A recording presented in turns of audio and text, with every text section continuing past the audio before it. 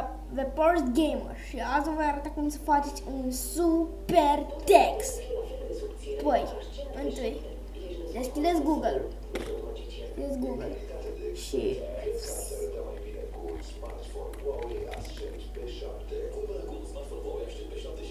dați pe F symbols. Aici o să găsiți o listă de semne pe Facebook.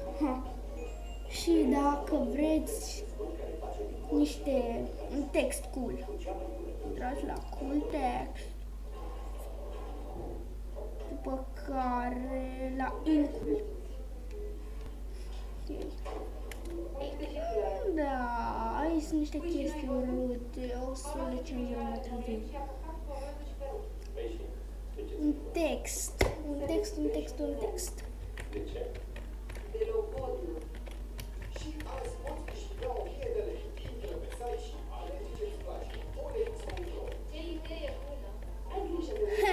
Ce ziceți? The Porsche Gamer. Oh, da. Asta da nume. În fine.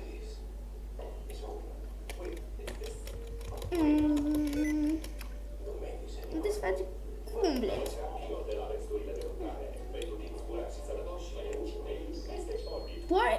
Cam asta e. Știu. E extraordinar de ușor, nu? Eu vă mai arăta câteva efecte. Zango. Small capitals. Sper că ăsta. Bubble line.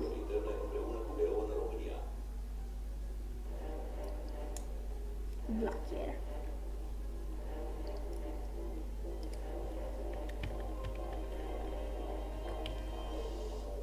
Puteți să faceți prea lung, deoarece o să facă una peste alta. Text.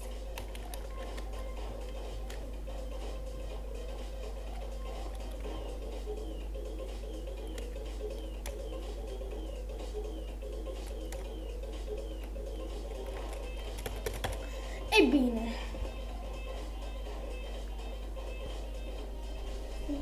Recipe. Ba da, am încercat. Era să zic. Ei bine, ce ziceți?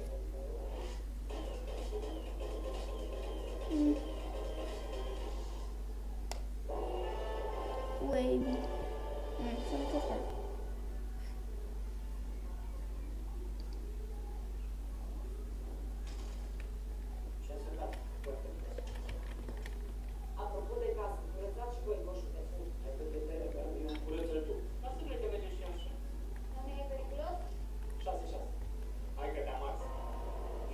Text. Ce mișto arată! Ești nebun! Nu de ceva.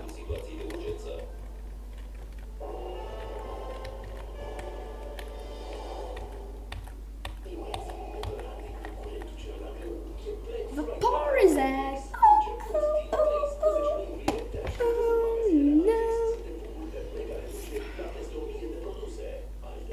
Cam asta a fost. Sper că dacă m-am ajutat, dacă tutorialul ăsta a fost de ajutor, asigurați-vă că lăsați un like și vă abonați. Cyber terminat.